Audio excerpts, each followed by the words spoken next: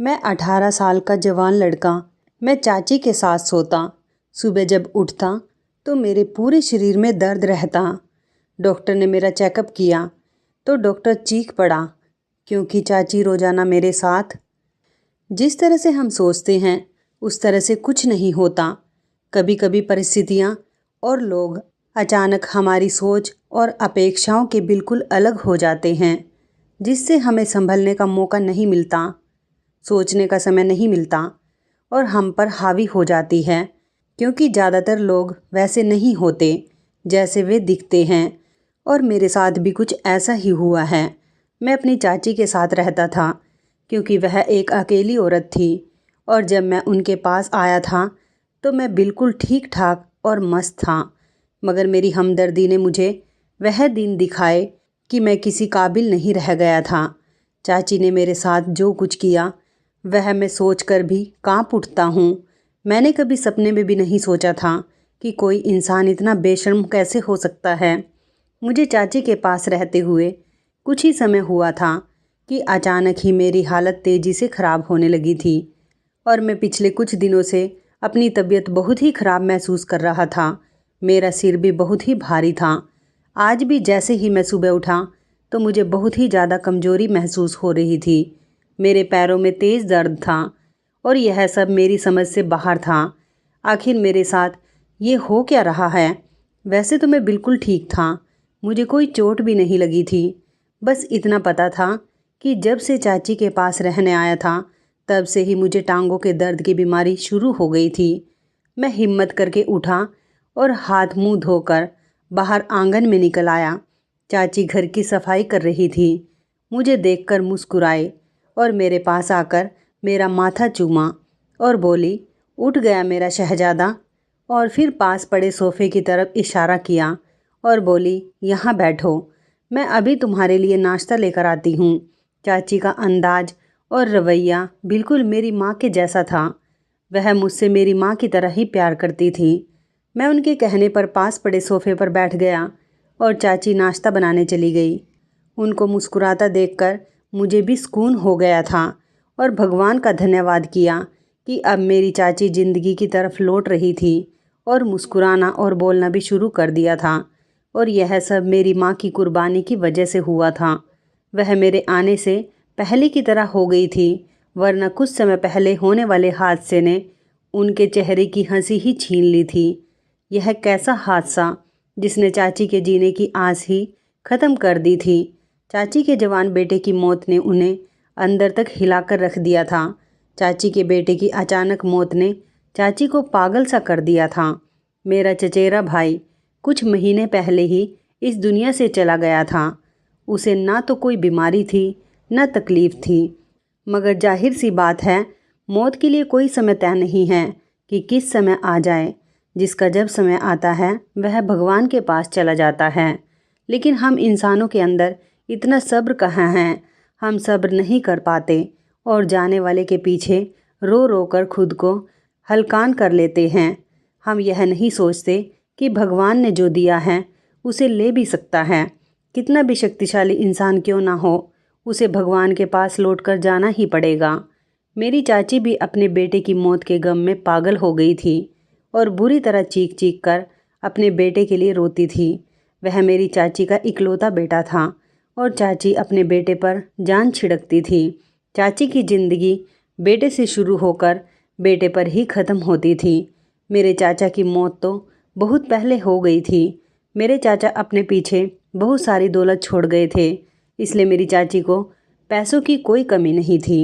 बस उनका एक ही बेटा था और उन्होंने उसे अपने दिल से लगाकर पाला था। जीने का सहारा बस उनका बेटा ही था। बहुत ही लाड़ प्यार से उसको पाल पोस कर बड़ा किया था। उसे ज़िंदगी का हर सुख दिया था।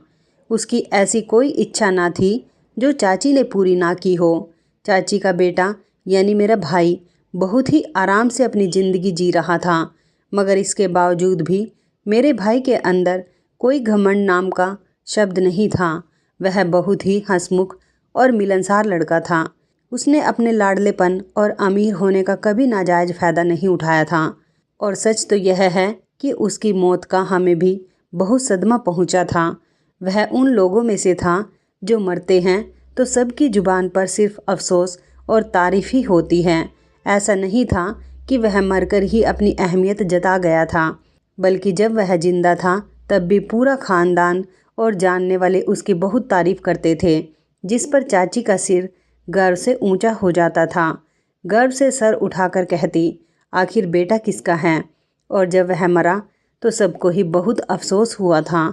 तब मेरी मम्मी से चाची की पागलों जैसी हालत देखी नहीं गई और उन्होंने मुझे चाची को सौंप दिया था, ताकि चाची का दिल बहल जाएगा और चाची को थोड़ा सब्र आ जाएगा। इस तरह मैं अब पूरी तरह से चाची के साथ रहने लगा था।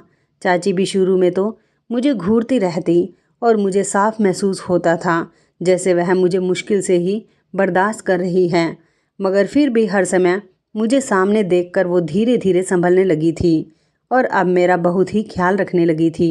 मुझे अपने बेटे का सामान और कमरा भी दे दिया और खुद मेरे पास सोने लगी थी। मैं समझता था वह अपना बेटा खोने के बाद बहुत ज़्यादा डरने लगी है, इसलिए मेरे साथ सोती है। रात को मुझे अकेला कमरे में नहीं छोड़ती है। मैं भी चाची की इस ममता पर खुश हो गया था और उन्हें अपने कमरे में सोने देता था। लेकिन आधी रात को जब मेरी आँख खुलती तो चाची मुझे जागी हुई मिलती थी, मगर मुझे जागता हुआ देखकर वह मुस्कुराती रहती थी। कुछ दिन तो धीरे धीरे ऐसे ही गुजर गए। मेरी नींद तो अब बहुत ही गहरी होने लगी कि रात को सोकर मैं अब सुबह को ही उठता था, और जब मैं सुबह उठता तो मेरी टांगें बेजान सी महसूस होती थी। शुरू शुरू में अपनी हालत को मैंने थकान समझ लिया था। हालांकि मैं कोई बहुत भारी काम नहीं करता था, बस बाहर निकलकर दोस्तों के साथ घूम लेता था। और अब तो वह भी छोड़ दिया और सारा दिन घर पर पड़ा रहता। मगर मेरी हालत ठीक होने के बजाय वैसी की वैसी ही थी, बल्कि और भी ज़्यादा ख़राब रहने लगी थी। अब तो मेरा पूरा शरीर ही दर्द करने लगा था। मैं परेशान रहने लगा था। चाची को भी बताया, मगर उन्होंने ये कहकर टाल दिया कि थकान होगी, आराम कर लो। तंग आकर मैंने अपने घर वालों को बताया तो वह लोग मुझे डॉक्टर के पास लेकर गए। डॉक्टर ने मेरा चेकअप किया तो डॉक्टर चीख पड़ा, क्योंकि चाची रोज़ाना मेरे साथ। मेरा नाम सूरज है, मेरी उम्र 18 साल है और मैं एक अच्छे खाते पीते घर में पैदा हुआ था। हम 5 बहन भाई थे। मेरे पिता का अपना कपड़े का कारोबार था, जिसकी आमदनी से हमारी अच्छी गुजर बसर हो रही थी। मेरे पापा सिर्फ 2 ही भाई थे। चाचा के मुकाबले मेरे पापा का बिजनेस छोटा था और हम बहन भाई भी ज़्यादा थे, मगर पापा ने फिर भी हमें बहुत अच्छा खिलाया पिलाया और पढ़ाया लिखाया। जबकि मेरे चाचा का एक ही इकलौता बेटा था। चाचा के मरने के कुछ ही समय पहले जन्म लिया था। चाचा की मौत एक रोड एक्सीडेंट में हो गई थी। चाचा की मौत से चाची बहुत ज़्यादा टूट गई थी, लेकिन अपने बेटे को देखकर उनके अंदर जीने की उमंग जागी थी। चाची ने अपने बेटे को बहुत मोहब्बत से पाला था। बाप की कमी तो औलाद को रहती ही है, मगर चाची ने कोशिश की थी कि उनका बेटा अपने पापा की कमी को ज़्यादा महसूस ना करे, और मेरे कजन भाई के मुंह से कोई भी फरमाइश सुनती तो उसे ज़रूर पूरा करती थी। मगर हमारी ज़िंदगी अलग थी। हमारा खाना पीना पहनना ओढ़ना अच्छा तो था, लेकिन पढ़ाई के खर्चे और घर के दूसरे खर्चों की वजह से पापा की कमाई का बड़ा हिस्सा उन खर्चों में ही निकल जाता था। मेरी माँ कुछ पैसे बचा भी रही थी ताकि बच्चों की शादी के समय उन्हें दूसरों के सामने हाथ ना फैलाना पड़े। इसलिए हम बहन भाई अपनी इच्छाओं को सीमित रखते थे। मगर हमारे कजन की बात अलग थी। चाची का तो बस नहीं चलता था। पूरी जायदाद अपने बेटे के ऊपर एक बार में ही न्यौछावर कर दिया। चाची और मेरी माँ में बहुत अच्छी दोस्ती थी, और इसमें सबसे ज़्यादा हाथ मेरी माँ के मिलनसार और हमदर्द मिजाज का था। वरना चाची अपने आप में ही रहने वाली इंसान थी। उनका सारा ध्यान तो और सारा प्यार तो बस अपने बेटे के लिए ही था। उन्हें किसी से कोई मतलब ही नहीं था। जब हमारे चाचा जिंदा थे तब चाचा और हम सब साथ में मिलकर रहते थे, मगर चाचा की मौत के बाद चाची अपने बेटे को लेकर एक महंगे घर और बहुत ही अच्छे इलाके में रहने लगी थी। लेकिन हमारे बीच का जो प्यार का संबंध था, जो रिश्ता था, वो ख़त्म नहीं हुआ था। हम अक्सर चाची के घर चले जाया करते थे और मेरे चाचा का बेटा भी हमारे घर चला आया करता था। वो बहुत ही अच्छा और सुलझा हुआ लड़का था, जिसने अपने बाप की मौत के बाद मेरे पापा को ही अपना बाप समझ लिया था और अपनी हर समस्या मेरे पापा से पूछना और उन्हें अपनी हर प्रॉब्लम बताता था। मेरी माँ को भी वह माँ का दर्जा ही देता था और हम बहन भाइयों से भी उसका बहन भाइयों वाला ही रिश्ता था। कयामत तो हम पर तब टूट पड़ी जब एक रोज़ अचानक ही सुबह सुबह मेरे भाई के मरने की हमें खबर मिली। हम सबको बहुत बड़ा सदमा पहुंचा था और हम लोग सब के सब दंग रह गए थे, क्योंकि वह एक दिन पहले ही हम सबसे मिलकर गया था और उस समय वह बिल्कुल ठीक ठाक और एकदम स्वस्थ था। फिर सुबह सुबह अचानक उसे क्या हो गया था। इंसानों के अंदर यह तो नेचुरल है कि जब हम किसी के मरने की खबर सुनते हैं तो उसके मौत का कारण भी खोजने लगते हैं। हमें लगता है कि वह सोते हुए मरा है तो ज़रूर इसके पीछे कोई वजह होगी। हालांकि मौत के लिए किसी कारण का होना ज़रूरी नहीं होता। हम भी अपने कज़न की मौत पर हक्का बक्का रह गए थे और रोते हुए चाची के घर पहुंच गए थे। सामने ही हमारा कज़न अपना बेजान शरीर लिए हुए गहरी नींद में सो रहा था और यह दृश्य हमारे लिए इतना दर्दनाक था कि हमारा दिल फटने वाला था। ऐसा पहली बार हुआ था जब हम वहां पहुंचे थे और हमारा कज़न दरवाजे से ही हमें लेने नहीं आया था, बल्कि हमें उस तक जाना पड़ा था। चाची की जोरदार चीखें पूरे घर में गूंज रही थी, जिसकी वजह से सभी की आंखों से आंसू बह रहे थे।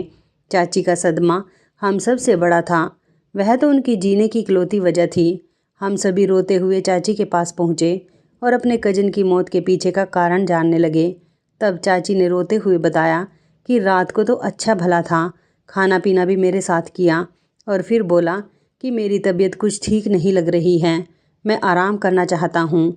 चाची ने बताया कि फिर मैंने उसे आराम करने के लिए उसे उसके कमरे में भेज दिया, मगर सुबह जब कॉलेज जाने के लिए चाची उसे जगाने उसके कमरे में पहुंची तो उसका शरीर बेजान हो चुका था। उसकी अचानक मौत ने सबको ही चौंका दिया था। चाची के लिए यह बहुत बड़ा सदमा था। वह तो लगभग पागल ही हो गई थी और ज़ोर ज़ोर से चीख चीख कर अपने बेटे को पुकार रही थी। जब हमारे कज़न के शरीर को अंतिम संस्कार के लिए ले जाया जाने लगा तो चाची बेहोश होकर गिर पड़ी थी। मेरी माँ भी बहुत उदास थी और चाची को संभाल रही थी। आसपास लोग चाची के लिए अफसोस कर रहे थे। कितनी ज़मीन जायदाद और चाचा का चलता कारोबार अब किसके हवाले करेंगे, क्योंकि पति तो पहले ही मर गया था और अब जवान बेटा इकलौता सहारा था, वह भी छोड़कर चला गया। लोगों की इस तरह बातों पर मेरी मम्मी को बहुत अफसोस हुआ। जिसका जवान बेटा छोड़कर चला गया हो उसे भला अब दौलत और जायदाद का क्या करना। सबसे कीमती चीज़ तो औलाद ही होती है। जब वही नहीं रही तो दौलत जायदाद किस काम की। एक माँ के लिए उसकी पूरी दुनिया उसका बच्चा ही होता है और वही दुनिया चाची की लुट चुकी थी। चाची को बहुत देर बाद बहुत ही मुश्किलों से होश में लाया गया था, मगर जैसे ही होश में आने के बाद उन्होंने अपने बेटे को अपने पास नहीं देखा तो वह उल्टी सीधी बातें करने लगी थी। कभी कहती थी कि उनके बेटे को किसी ने मार डाला है और कभी वह चीखने लगती है कि उनका बेटा जिंदा है, अपने कमरे में सो रहा है, जल्दी से उसे उठा कर लाओ, मैं अभी उसके लिए नाश्ता बनाती हूँ। हम सब जानते थे कि उनकी हालत उनके जवान बेटे की अचानक मौत की वजह से ऐसी हो गई है, इसलिए सबकी ही आंखों में आंसू बह रहे थे। मेरी माँ ने जब यह देखा तो वह परेशान हो गई, क्योंकि हम सारी ज़िंदगी चाची के पास नहीं रह सकते थे और अब चाची अपने बड़े से घर में अकेले कैसे रहती। हम लोगों को तो अपने घर जाना ही था, क्योंकि हमारा अपना घर था। मम्मी ने चाची को अपने साथ चलने को कहा, मगर वह नहीं मानी।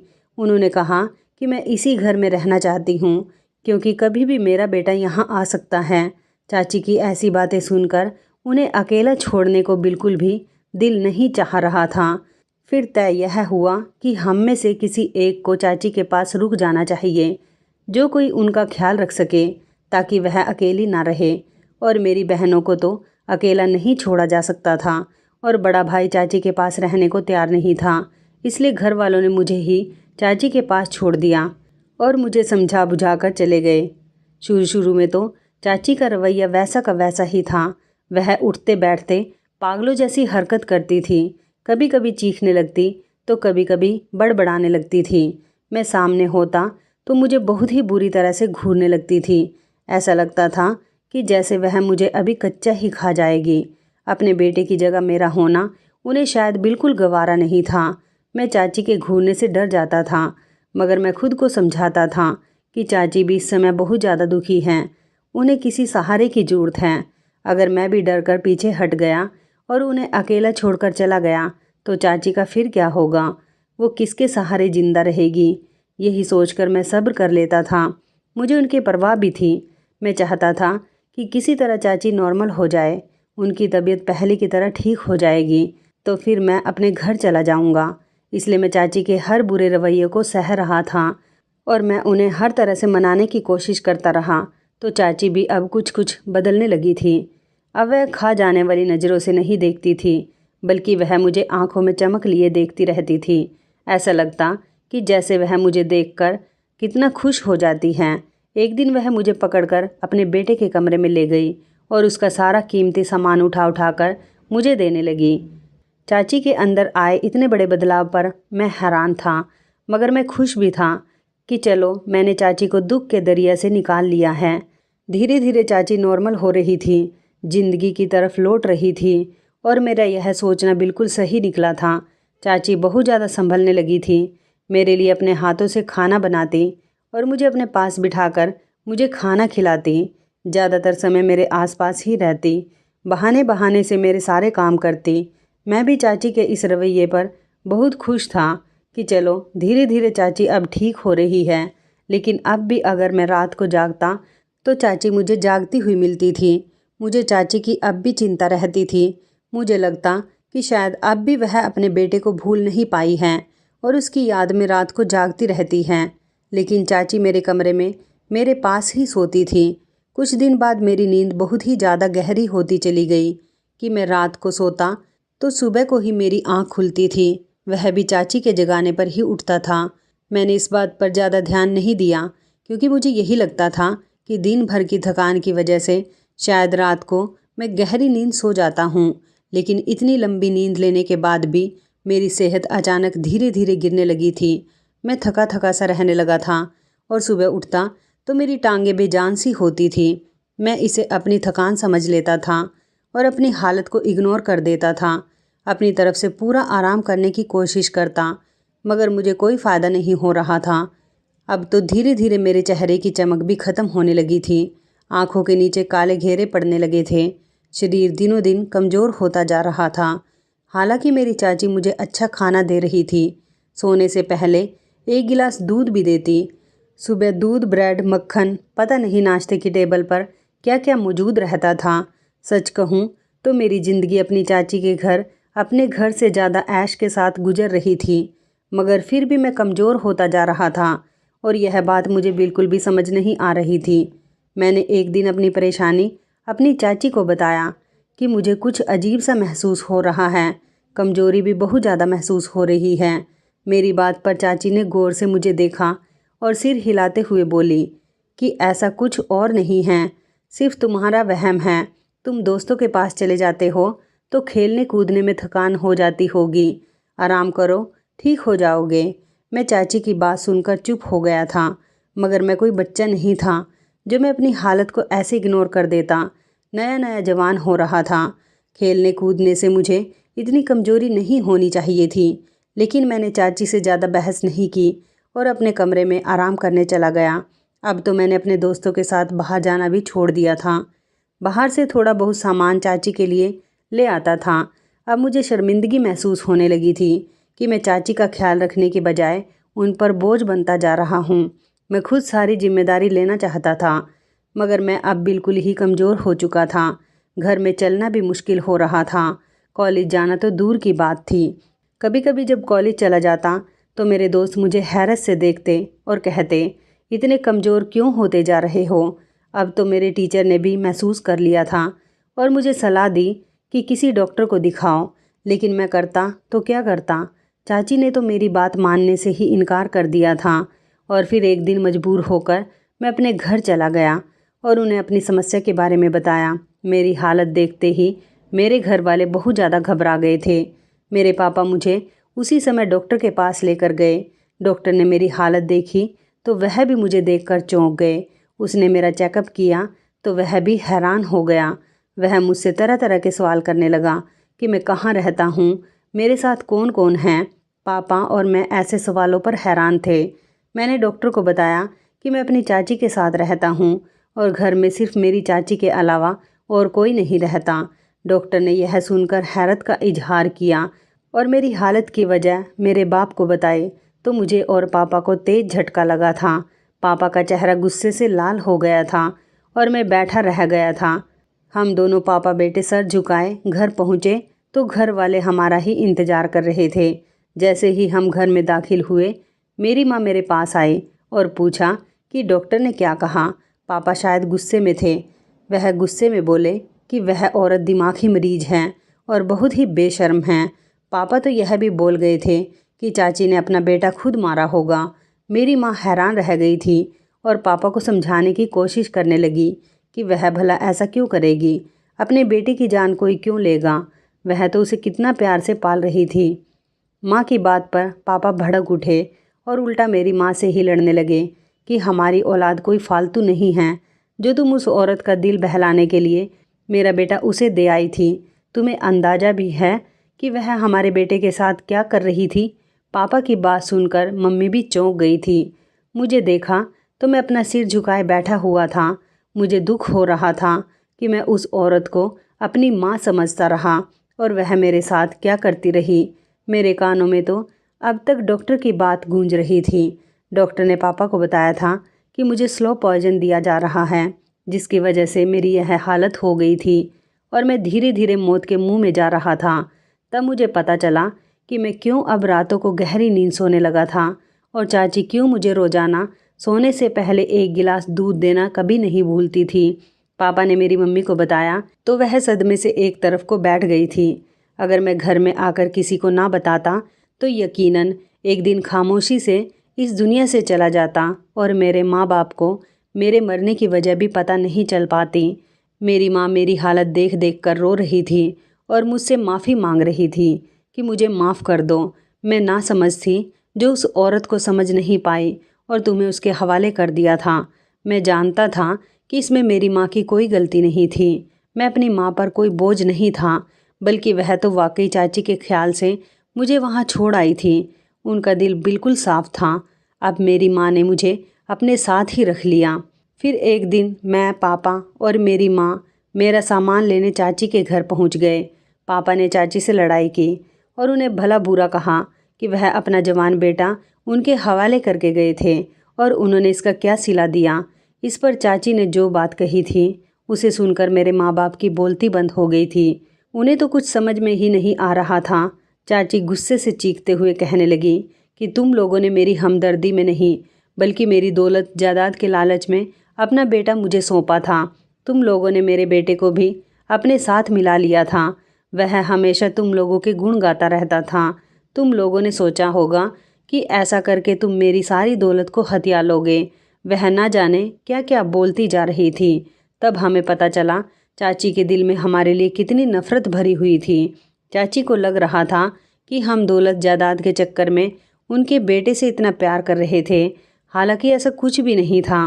फिर मेरी चाची मेरी माँ से चीखते हुए बोली कि मेरे बेटे पर डोरे डाल रखे थे तुम लोगों ने।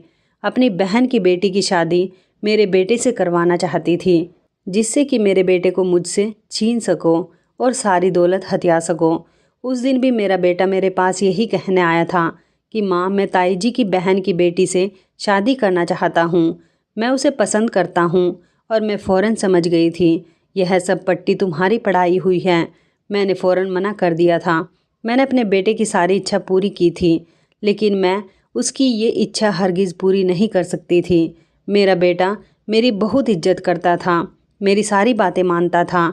जब मैंने उसे शादी के लिए मना किया तो वह मेरी बात फ़ौरन मान गया था, लेकिन वह बिल्कुल खामोश हो गया था और उस रात अपने कमरे में चला गया था। लेकिन सुबह अपने कमरे में बेजान शरीर के साथ मिला था। मेरे बेटे की यह मौत हादसा नहीं थी, बल्कि मुझे विश्वास है कि तुम लोगों ने ही मेरे बेटे के साथ कुछ गलत किया था। चाची की घटिया सोच पर हम लोग कांप कर रह गए थे। मेरी माँ ने जब मुझे चाची के हवाले किया था कि आज से ये तुम्हारा बेटा है, तो चाची को और भी ज़्यादा विश्वास हो गया था कि हम सच में उनसे दौलत हथियाना चाहते हैं, तभी उनके घर में अपना बेटा दे रहे हैं। वह पहले तो खामोश रही, मगर फिर सोचा कि अगर हम लोग उनका बेटा छीन सकते हैं तो वह भी हमारे घर का जवान बेटा उनसे छीन सकती हैं, और फिर इसीलिए उन्होंने मेरे साथ वो घटिया हरकत की थी। पापा ने गुस्से से कहा कि हमें तुम्हारी दौलत का कोई लालच नहीं है। जो मरा वह सिर्फ तुम्हारा बेटा नहीं बल्कि मेरे भाई की आखिरी निशानी भी था। पापा ने कहा कि हम ऐसी दौलत पर लानत भेजते हैं जिसके लिए किसी मासूम की जान देनी पड़े।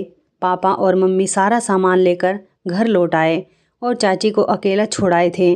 पूरा घर मेरे आसपास जमा रहता था और मेरा ख्याल रख रहा था। सबको मेरी मौत का डर था। सब मेरा ध्यान रख रहे थे और डॉक्टर के कहे अनुसार मुझे टाइम पर दवाइयाँ दे रहे थे। अब मैं धीरे धीरे ठीक होने लगा था, लेकिन मुझे अब भी अपनी चाची का ख्याल आता था। मुझे उनका वह छुप छुप कर रोना याद आता था कि कैसे वह अपने बेटे के गम में छुप छुप कर रोया करती थी। मैं तो उन्हें अपनी माँ समझने लगा था और उनके साथ रहने से मुझे उनसे मोहब्बत हो गई थी। मैं उन्हें अपनी माँ समझने लगा था। मैं जैसे ही ठीक हुआ चाची के पास फिर से पहुँच गया था। चाची मुझे देखकर नज़रें चुराने लगी थी। वह बहुत ही कमज़ोर और बीमार लग रही थी। मैंने उनके हाथ थामकर उन्हें अपने साथ चलने को कहा। मैंने चाची से कहा कि आप अपनी सारी दौलत जायदाद गरीबों में बांट दें और गरीबों के लिए एक बड़ा सा हॉस्पिटल बनवा दें जिसमें गरीबों का मुफ्त इलाज किया जाएगा। हो सकता है ऐसा करने से आपके बेटे की आत्मा को शांति मिलेगी और आपके दिल को भी चैन मिलेगा। मुझे आपकी दौलत जायदाद का कोई लालच नहीं है। मेरी बात सुनकर चाची रो पड़ी थी और मुझसे माफ़ी मांगने लगी। उन्हें अपने किए पर पछतावा होने लगा था। मैंने माँ समझकर अपनी चाची को माफ़ कर दिया। उन्होंने अपनी जायदाद का आधा हिस्सा मुझे देने को कहा, लेकिन मैंने मना कर दिया। फिर चाची ने अपनी सारी दौलत जायदाद गरीबों में बांट दी और अपने बेटे के नाम से एक हॉस्पिटल बनवाया और उसमें गरीबों का मुफ्त में इलाज होने लगा। अब चाची हमारे साथ ही रहती हैं। उनके चेहरे पर सच्ची खुशी दिखाई देती है, जिसे देखकर मेरे दिल को बहुत सुकून मिलता है। मेरे घर वालों ने भी चाची को माफ़ कर दिया है और हम सब लोग अब मिलकर रहते हैं। तो इस कहानी के बारे में आपकी क्या राय है, कमेंट करके ज़रूर बताइएगा। दोस्तों, आपको हमारी ये कहानी कैसी लगी, आप हमें कमेंट बॉक्स में ज़रूर बताएं। यदि आपके पास भी ऐसी कोई प्यारी सी कहानी है या फिर ऐसी कोई कहानी जिससे कुछ शिक्षा मिले, तो आप हमारे साथ उसको ज़रूर शेयर करें। दोस्तों, यदि आपको हमारी ये वीडियो अच्छी लगे तो आप हमारी इस वीडियो को लाइक शेयर ज़रूर करें और ऐसी ही दिल को छू लेने वाली प्रेरणादायक कहानियाँ सुनने के लिए हमारे चैनल को भी सब्सक्राइब करें। यदि आप हमें फेसबुक पर देख रहे हैं तो आप हमारे फेसबुक पेज को लाइक और फॉलो ज़रूर करें। तो दोस्तों, फिर मिलते हैं ऐसी ही ज़बरदस्त कहानी या टिप्स के साथ नई वीडियो में। तब तक के लिए धन्यवाद। आप सभी अपना ख्याल रखना। आपका दिन शुभ व मंगलमय हो।